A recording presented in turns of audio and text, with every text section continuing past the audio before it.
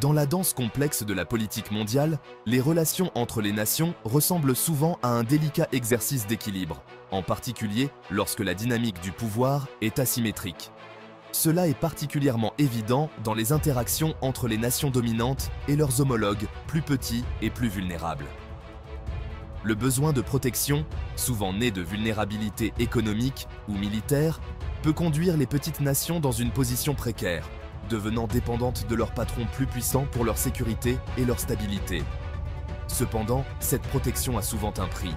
Les nations puissantes, en étendant leur parapluie protecteur, exigent fréquemment des concessions importantes, que ce soit sous forme d'avantages économiques, d'allégeances politiques ou de coopération militaire. Cette dynamique soulève des questions fondamentales sur la nature de ces relations. S'agit-il d'une véritable protection ou d'une extorsion voilée? Le cas récent illustre cette interaction complexe. L'accord, bien qu'ostensiblement destiné à renforcer la sécurité de la petite nation, impliquait également d'importantes concessions économiques et politiques à son bienfaiteur plus puissant. Cette situation met en évidence les dilemmes auxquels sont confrontées de nombreuses nations sur la scène mondiale. La lutte constante pour équilibrer leurs besoins de protection avec les coûts potentiels qui y sont associés. L'histoire regorge d'exemples de nations puissantes étendant leur influence sur des nations plus faibles sous le couvert de la protection.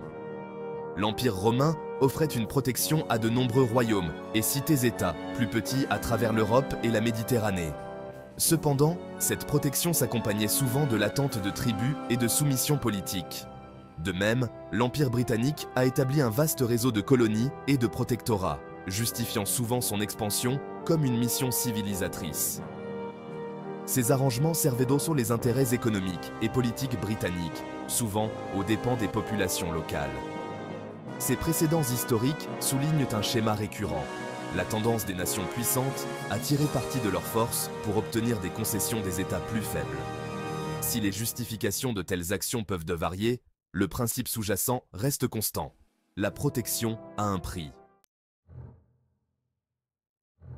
La présidence de Donald Trump a marqué un tournant distinct dans la politique étrangère américaine, caractérisée par une approche transactionnelle des relations internationales.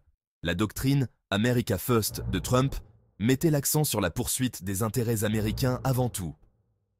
Trump a exercé des pressions sur les membres de l'OTAN pour qu'ils augmentent leur budget militaire. Il a menacé de retirer les États-Unis de l'OTAN si ces exigences n'étaient pas satisfaites. Cette approche a été perçue comme une forme d'extorsion.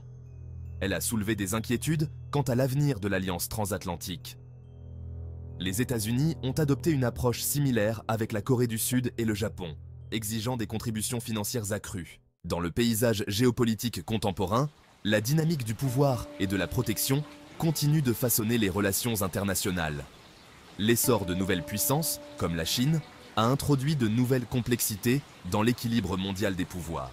Les petites nations doivent soigneusement peser les coûts et les avantages de s'aligner sur des puissants protecteurs. Si ces alliances peuvent offrir une protection, elles comportent également des risques. La dépendance peut saper la souveraineté d'un pays et l'exposer à l'exploitation. Les arrangements abusifs peuvent engendrer du ressentiment et de l'instabilité. L'avenir des alliances mondiales et des systèmes de protection reste incertain. De nouveaux défis incitent les nations à réévaluer leurs partenariats stratégiques et leurs arrangements de sécurité. L'essor des acteurs non étatiques et le changement climatique façonneront le futur paysage géopolitique. Les nations devront adopter une approche plus nuancée et sophistiquée du pouvoir et de la protection. L'action collective et une coopération véritable sont essentielles dans un monde interconnecté.